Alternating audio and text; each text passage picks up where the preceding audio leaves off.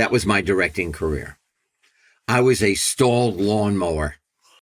Well, it turns out that not only were you hired, but you were hired in quite spectacular style when you got the role of the Fonz and became a household name. But it's very interesting that being fired is a running theme, because it takes us to your second failure, which is being fired from directing Turner Hooch. And I never knew this until I read your book and you told me about it. So you felt at the time that your career was over. Why were you fired, do you think? So I thought I could direct.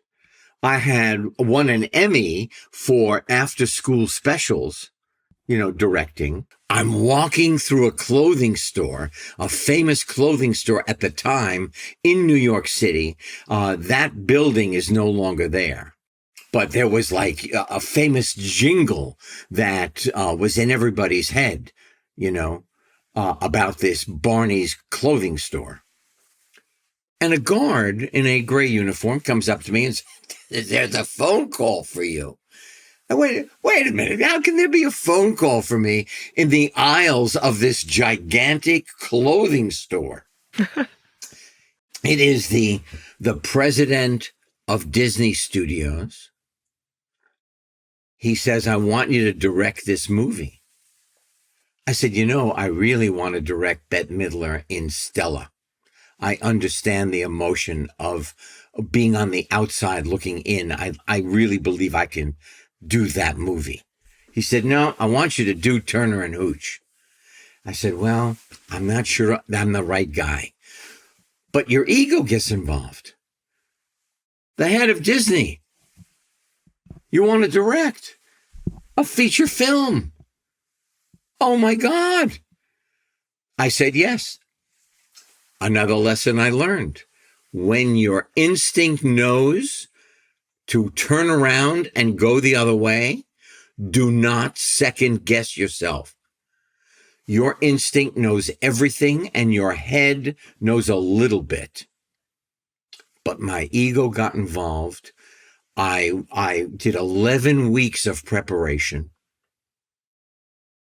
I knew this dog, this bull mastiff, this slobbery dog, and I became friends. The star did not become my friend. We were in Carmel, up the coast. Do you mean Tom Hanks, the star Tom Hanks? I probably do, yeah. Okay, just checking. We were in Carmel, this little seaside, wonderful town on the coast of California, looking for a location. And a woman comes running, honest to God, comes running out of a shop and says, "Henry, Fonz, oh my God." And I said, "And of course you know Tom Hanks."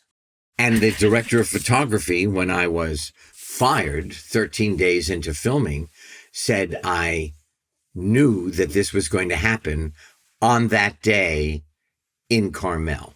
When you get fired from something like that, and you've talked about how your ego got involved, was it triggering for you in the sense that I imagine there's a lot of misplaced humiliation, but did it take you back to those childhood experiences of feeling like you weren't good enough, you were unseen? Oh my gosh. But that never left me. That was not just in my youth. That was not just growing up.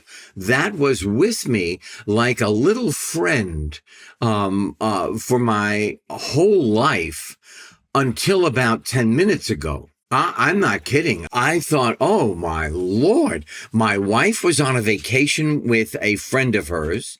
They went to this small town in Connecticut, and I thought, oh, this is great. She's away. She can have time to herself.